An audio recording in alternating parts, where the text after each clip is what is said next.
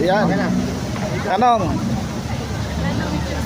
Magandang hapon po sa inyong lahat. Andito si Attorney Harold Respicio mula sa Zone North para suportahan ang ating kasama, best friend, Congressman Lian Leviste, mga taga Batangas para mag-rally dito sa Liwasang Bonifacio at manawagan sa gobyerno ni BBM na sa wakas, sir, magtrabaho ka na at ang pwede mong gawin ay tanggalin na ang VAT at ang excise tax. Dahil kung hindi ninyo ginawa yan, ang ginagawa nyo lamang at inaatupag ninyo ay nakawin ang perang kinokolekta ninyo mula sa aming mga buwis at pinapersecute ninyo si Sara Duterte. Pwede ba ngayong panahon ng krisis, tama na muna ang pangaharas sa inyong mga kalaban, tama na muna ang inyong pamumulitika at magtrabaho naman kayo. Pansinin ninyo ang kahirapan ng ating mga kababayan dito sa bansang Pilipinas. Sir, patungkol sa impeachment ni Vice President Sara, anong masasabi mo doon sa mga petition na ipinail sa Supreme Court? Ano yung mga petition na pinay? Unang-una, yung pag-question ng legalidad ng proseso. At ang pangalawa, yung mini trial na ginagawa nila.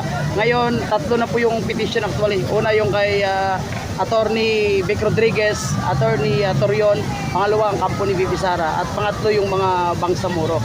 At ang sinasabi ngayon ng House of Representatives, pagdating ng 14, kung walang ilalabas na TRO ang Supreme Court, itutuloy daw po nila yung impeachment trial ni Vice President Sara. Pwede po ba yun?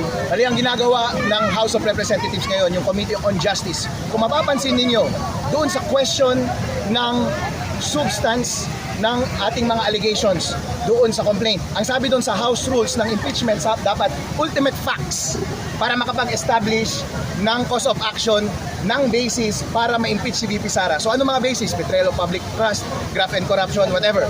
Pero dapat linay out nila yung elements ng crime at dapat linay out din nila yung ultimate facts para magkaroon ng sinasabing sufficient in substance, dahil yun yung required ng ating batas. Kapag hindi mo sinunod yun, grave abuse of discretion yun ng Committee on Justice. Hindi mo pwedeng sabihin na political process ito, dahil requirement ng batas na doon sa complaint mo, kompleto yung allegation mo ng iyong ultimate facts. Kaya doon sa ating mga complaint, walang kalaman-laman, hindi po ba?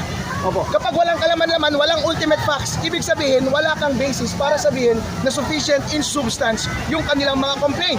At ang Supreme Court, pwede niyang pansinin yun at sabihin niyang grave abuse of discretion ang ginawa ninyong pagboto at pagpasa ng impeachment complaint laban kay VP Sara Duterte. Pero ano ang ginagawa nila ngayon?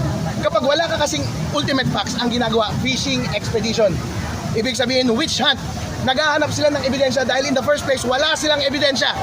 Kaya ngayon, gumagawa sila ng mini trial kung sino-sino ang inimbitahan nila, kung ano-ano mga dokumento ang iniimbitahan nila.